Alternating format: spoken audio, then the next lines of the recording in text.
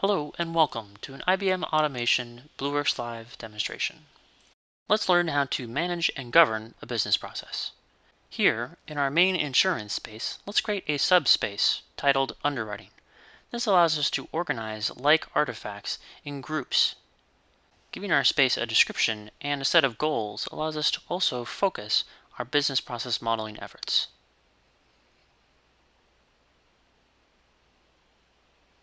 Next, let's go ahead and look at the user permissions for the specific space.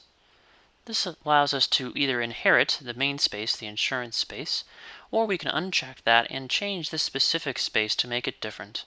Here, we'll remove all of the users to make it very specific to a group of users only, so that not everyone can see or change the space. We'll add the insurance user group to the underwriting subspace, so that only the insurance team can come in and look at these artifacts, and also uncheck certain permissions to make it specific to each user.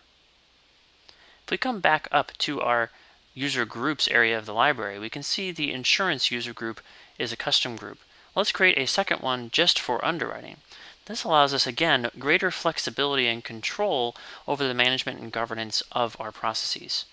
Here we'll add one of our users, in addition to myself, to the underwriting user group and set who can manage it.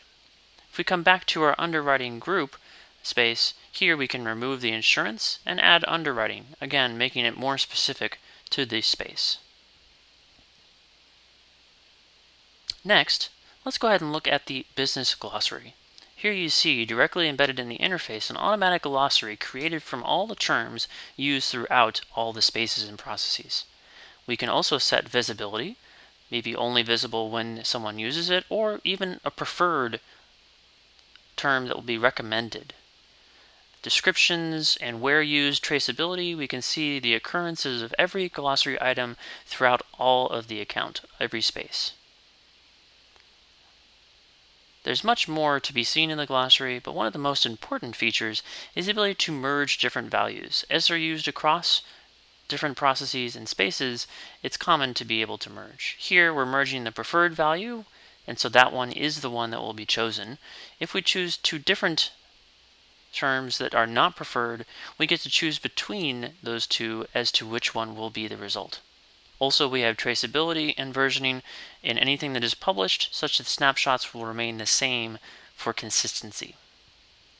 Also, an export to Excel will allow us to do additional analysis as needed. Now, let's go back and look at one of the processes used earlier in the videos, specifically the Enroll Auto Insurance process. Reviewing some of the additional management and governance options in the upper right corner, we can see that this is an unpublished process and we have multiple snapshots. We can launch a process application for approval on an individual snapshot, assigning actual work to our users so they can get work done. From this process, we can reference the specific snapshot. We can set a configured subject and any details needed to approve, and assign it to an individual within our team organization, as well as assign a due date. Once we launch this work, it shows up under the Work tab. I assigned it to myself just for now, for our demonstration today. So let's go ahead and take a look at the task in our work list. Open the task. We will of course be notified in an email as well. And in line, I can approve this specific version by a single click. And the governance process can be extended to support multiple inline approvals as needed and required.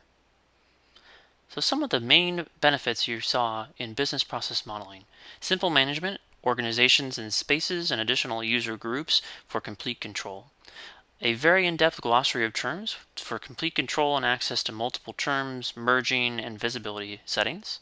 And finally, the governance approval, all configured for your needs in your business. Thank you for watching the demo.